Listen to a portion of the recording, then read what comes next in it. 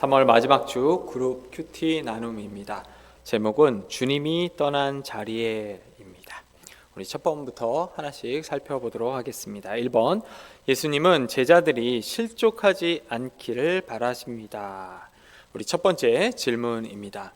예수님이 제자들에게 다가올 박해를 미리 말씀하신 목적은 무엇입니까? 라고 되어 있는데요. 1절을 보면 내가 이것을 너희에게 이름은 너희로 실족하지 않게 하려 함이니 라고 되어 있습니다. 예수님은 닥쳐올 고난 앞에서 제자들이 넘어질 것을 걱정하셨습니다. 그래서 예수님은 자기의 제자들이 실족하지 않도록 하기 위해서 다가올 박해를 미리 말씀하셨죠. 우리가 예수를 믿고 살아가다 보면 좋은 일도 있지만 견디기 힘든 일도 참 많이 있습니다. 그리고 그럴 때면 우리가 꼭 그런 질문을 하죠. 하나님은 분명히 살아 계시는데 내가 또 그 하나님을 만났는데 왜 이런 일이 일어날까? 믿지 않는 사람들도 신이 있다면 왜 이런 일이 발생하냐 질문하는 것처럼 우리도 왜 이런 일이 발생하는가? 또 왜 하필이면 나일까라는 질문을 하곤 합니다. 근데 여러분, 그 큰 어려움들을 이렇게 지나고 나면 꼭 이렇게 얘기하시더라고요. 정말 어렵고 또 끔찍하고 다시는 돌아가고 싶지 않은 그런 시간이었는데 어쨌든 이 또한 지나갔다는 것. 또 하나는 그리고 그런 고통의 시간에서도 내가 여전히 하나님을 찾고 있다는 것이 아닌가 합니다. 사실 그 고통의 시간에 하나님을 우리가 찾지 않는다면 우리는 이 자리에서 말씀을 듣지 않겠죠. 그런 크고 작은 고통의 시간이 지나가고 지나갈 것을 우리가 믿고 있기 때문에 하나님께서 우리의 삶을 인도하시는구나를 우리가 경험적으로 또 알고 있지 않나 하게 됩니다. 우리 두 번째 질문도 보도록 하겠습니다. 사람들이 제자들을 박해하는 근본적인 원인은 무엇입니까? 라고 되어 있는데요. 3절을 보면 그들이 이런 일을 할 것은 아버지와 나를 알지 못함이라 라고 되어 있습니다. 사람들이 제자들을 박해하는 근본적인 원인은 사람들이 아버지와 예수님을 알지 못했기 때문이라고 하고 있죠. 여러분, 미국 지도를 보시면 유타주라는 곳이 있습니다. 유타주는 몰몬교로 유명하죠. 혹시 몰몬교 다 아시죠? 이렇게 저처럼 이렇게 양복을 입고 이렇게 잘생긴 사람만 뽑아요. 제가 몰몬교는 아니고요. 명찰을 하나 이렇게 달고 이렇게 떠듬떠듬대는 안녕하세요 이렇게 와갖고, 제가 이걸 어떻게 기억하냐면 저희 큰 외삼촌이 기자셨는데 제가 물어봤어요. 삼촌, 언어를 어떻게 하면 배워야 하니까 영어는 일단 몰몬교한테 배웠대요. 저희 외할아버지가 장로님이셨고 외할머니의 외삼촌이 순교하셨거든요. 근데 그런 얘기를 하니까 외할머니 표정이 안 좋아지시더라고요. 근데 이제 몰몬교 들어왔을 때 걔는 잘생겼잖아 하고 가서 영어를 배워갖고 갔다고 합니다. 저는 거짓말인 줄 알았는데 저희 어머니가 진짜래요.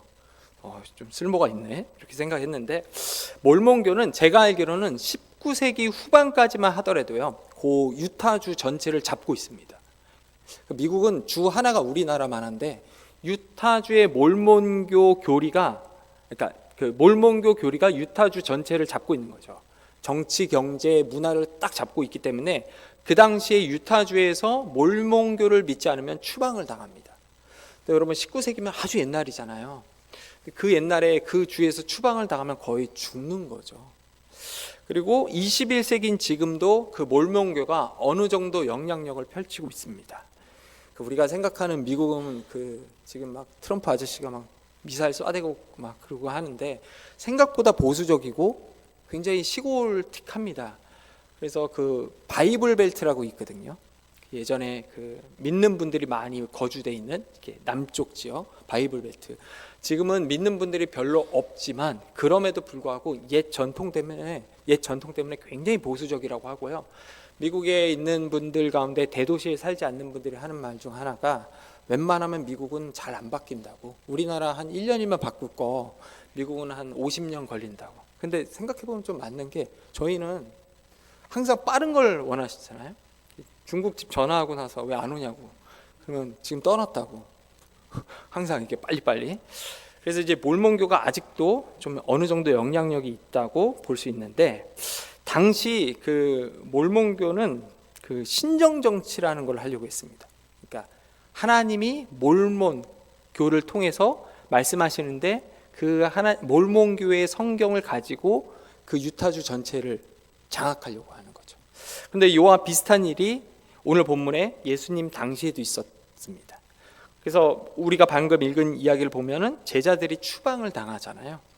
이유 중 하나는 모세법을 거슬려서 가르침을 가리키고 있던 예수님을 믿기 때문입니다. 그래서 추방을 당하는데 이 당시에도 그 유대교 사회에서 추방을 당하면 정치, 경제, 문화로부터 단절이 되는 겁니다. 그러니까 어떻게 보면은 예수님을 믿는 거는 사실 쉬운 게 아니라고 할 수 있죠. 근데 예수님은 이런 비극을 두고 이렇게 얘기하시죠. 하나님 아버지와 아들에 대한 무지, 이렇게 3절에 기록이 되어 있습니다. 우리가 예수를 똑같이 믿는다고 해도 누군가는 박해를 받는다면, 또 내가 박해를 받고 있다면 한 번쯤은 이제 멈춰서서 생각을 해봐야죠. 혹시 내가 하나님과 또 예수님에 대한 무지가 있어서 그런 건 아닌가, 잘못 믿는 건 아닌가. 내가 항상 정답은 아니거든요. 그러니까 한 번쯤은 멈춰서서 내가 혹시 놓치고 있는 것은 아닌지 한번 살펴보면 좋을 것 같습니다. 나눔 1입니다. 누구나 형통한 삶을 꿈꾸며 신앙생활을 시작하지만 실상은 예수님 때문에 손해를 입거나 억울한 상황에 놓일 때가 있습니다. 뜻밖의 고난으로 주님을 원망하거나 믿음이 요동했던 적이 있다면 나눠봅시다 라고 되어 있습니다. 여러분, 예수님을 믿는 게 생각보다 쉽지 않죠. 제가 초등학교 때 예배드릴 때 설교를 해주셨던 목사님 예화 가운데 그런 게 있습니다. 예수를 믿는 게 쉽지 않다고 하시면서, 예수를 믿으면 베드로 같은 경우는 우리 그 전승에 보면은 거꾸로 매달려 죽었고, 우리가 잘 아는 것처럼 도마는 창에 찔러 죽고, 또 바울이나 또 그 다른 사도들은 목이 잘려 죽었습니다. 그때 그 얘기를 하시면서 이래도 예수님을 믿을 거냐 이렇게 질문하신 기억이 아직도 납니다. 예수님을 믿는 거는 참 좋은 일이지만 우리가 예수를 믿고 걸어가는 삶은 반드시 어떤 면에서 자기 십자가를 꼭 지고 가야 되는 일이 아닌가 합니다. 예전에 높은 뜻 교회를 개척하셨던 김동호 목사님이 교회를 4개로 분립을 하시는데 그중 하나를 높은 뜻 정의교회라고 해서 오대식 목사님이라는 분이 담당을 하셨습니다. 이분은 지금 그 덕소교회라는 곳에서 다시 목회를 하시는데, 원래 제가 알기로는 일본에서 선교를 하셨던 분이세요. 여러분 아시죠? 일본에는 그 복음이 들어가기가 참 힘듭니다. 저희 외할머니가 일본 여행 갔다 오셔서 하시는 얘기가, 거기는 밥주걱 귀신도 있다고, 그래서 이사 가는 날도 정해져 있다고. 그래서 일본이 지금도 그 기독교 퍼센테이지가 1%밖에 안 된다고 합니다. 너무 귀신이 많으니까 예수님도 귀신의 일종으로 보는 거겠죠. 근데 아시나요, 혹시? 그 1%가 어마어마한 능력을 갖고 있습니다. 거기는 믿는다고 할 때 거의 목숨을 걸어야 된다고 얘기를 하더라고요. 오대식 목사님 그 설교 중에 이런 얘기를 하셨는데, 일본에서는 가장 중요한 것 중 하나가 공동체 활동이라고 합니다. 우리보다 여전히 좀 보수적이고 집단을 중요시 여기잖아요. 근데 어린아이들이 자라가면서 꼭 해야 하는 것 중 하나가 스포츠 활동이라고 합니다. 그분이 이제 있었던 곳이 이제 교토 그쪽이었고 하는데, 근데 장로님 이제 한인교회죠. 장로님 이제 딸이 태어났는데 유아 세례를 줘야 되는 상황인데 머뭇거리시는 거예요. 근데 이제 오대신 목사님 잘 몰라고 물어봤더니만, 내 딸이 유아 세례를 받으면 앞으로 자랄 때 반드시 이지매를 당하게 돼 있다. 집단이 중요한데 일요일, 우리는 주일이라고 하잖아요. 일요일에 스포츠 활동이 있다고 합니다. 그래서 여기에 참여를 안 하면 어릴 때부터 집단 이지매를 당하고, 잘못한 경우는 이 이지매가 유치원 때부터 시작해서 어른이 된 직장까지 이어진다고 합니다. 유대인들 사회에서 제자들이 단절된 것처럼 추방당하는 거죠. 근데 고민을 한 달 동안 하시다가 장로님이 세례를 주기로 결정을 합니다. 그리고 나서 이 딸이 자라면서 아버지를 엄청 원망을 하죠. 우리가 생각하는 그런 왕따하고는 개념이 다릅니다. 이지매는 일본 사회에서도 엄청 큰 문제죠. 결국 이 딸도 나중에는 주님을 인격적으로 만나고 아버지를 용서하면서 크리스찬으로 살아간다고 합니다. 여러분, 우리한테는 이제 피부로 잘 와닿지는 않지만 예수를 믿는다는 것은 단순히 좋은 것만 있는 게 아닙니다.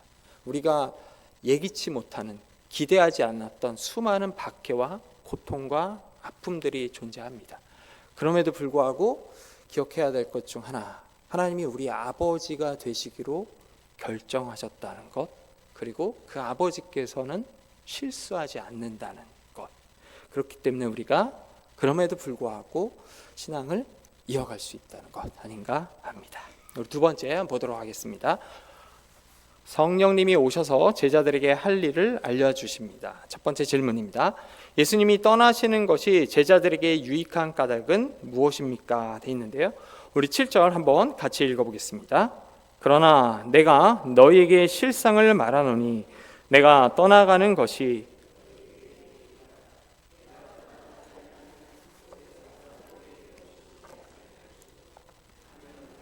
그를 너희에게 보내리니. 예수님이 떠나는 것은 예수님이 떠나가셔야지만 보혜사 성령이 제자들에게 올 수 있기 때문에 예수님이 떠나시는 것이 유익이라고 7절에 기록이 되어 있습니다. 예수님이 떠나야지만 보혜사 성령께서 오실 수 있기 때문이다. 우리가 믿는 하나님은 삼위 하나님에 대한 거죠. 여러분, 우리 사도신경 고백할 때 여러분은 눈을 감고 하십니까? 뜨고 하십니까? 저는 눈을 뜨고 합니다. 사도신경은 기도가 아니죠. 제가 눈을 감으면 딴 생각이 나갖고 저는 일부러 눈을 떠갖고 성부와 성자와 성령을 애써 그 단어를 보면서 기억하려고 합니다. 삼위 하나님에 대한 신앙 고백이니까요. 이렇게 성경을 보면 예수님께서는 인간의 육체를 취하셨습니다. 그래서 예수님께서는 그 하나님이기 때문에 미래를 다 보시고 알 수는 있지만 인간의 육체를 취했기 때문에 한 장소에서 다른 장소로 순간 이동을 하지 않으십니다. 그렇죠? 네, 않으시죠. 그래서 예수님께서 떠나셔야지만 동시에 모든 장소에 거하실 수 있는 보혜사 성령이 오실 수 있습니다. 그것 때문에 예수님께서 방금 내가 떠나야지만 성령이 너희와 함께 할 수 있다라고 얘기하고 있는 것입니다. 우리 두 번째 질문 보겠습니다. 성령님은 무엇에 대하여 세상을 책망하십니까? 라고 되어 있는데요. 8절을 보면 그가 와서 죄에 대하여, 의에 대하여, 그리고 심판에 대하여 세상을 책망하리라 라고 되어 있습니다. 성령님은 무엇에 대해서 책망합니까? 죄와 의와 그리고 심판, 요 세 가지, 죄와 의와 심판에 대해서 책망한다고 되어 있습니다.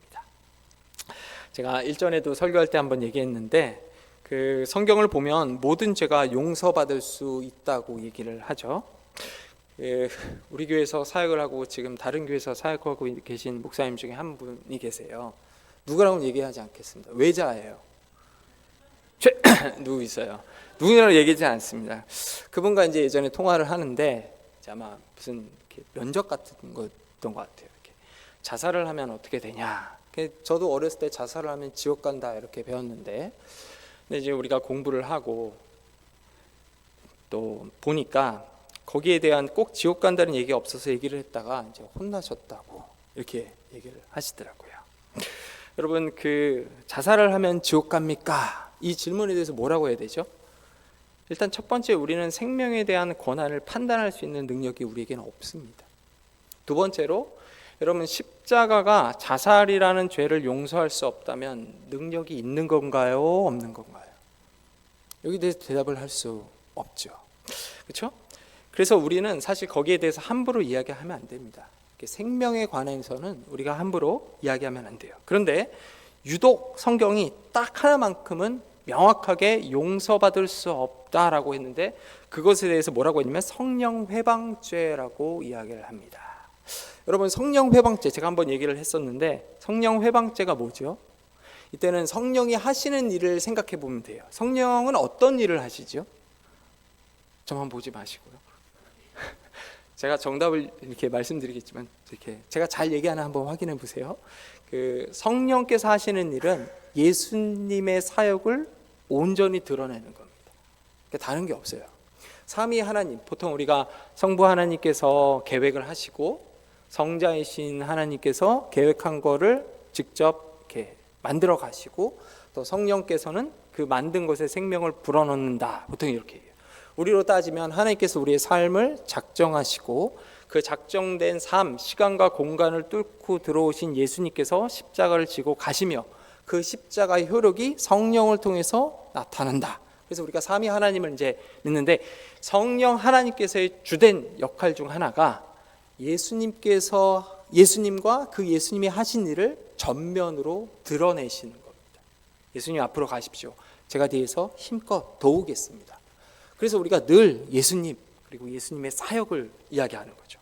그렇다면 여러분, 이 성령 하나님께서 하시는 일을 방해한다는 것은 간단하죠. 예수님이 하신 일을 부인하는 거죠.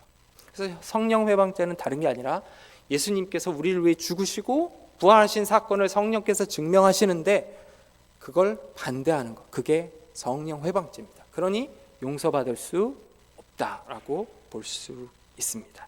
그래서 여러분 9절과 10절을 쭉 보시면 이렇게 되어있습니다. 성령께서 하시는 건데요, 죄에 대하여 함은 그들이 나를 믿지 아니하며, 예수님에 대한 거죠. 의에 대하여 함은 내가 아버지께로 가니 너희가 다시 나를 보지 못하며, 심판에 대하여 함은 이 세상 임금이 심판을 받았음이라 라고 합니다.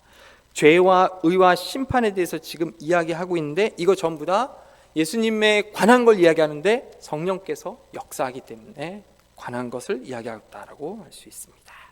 우리 세 번째 질문 보도록 하겠습니다. 진리이신 성령님이 제자들에게 말하고 나타내고 알리시는 것은 무엇입니까? 라고 되어 있는데요, 우리 13절부터 15절 같이 읽겠습니다. 그러나 진리의 성령이 오시면 그가 너희를 모든 진리 가운데로 인도하시리니 그가 스스로 말하지 않고 오직 들은 것을 말하며 장래일을 너희에게 알리시리라. 그가 내 영광을 나타내리니 내 것을 가지고 너희에게 알리시겠음이라. 무릇 아버지께 있는 것은 다 내 것이라.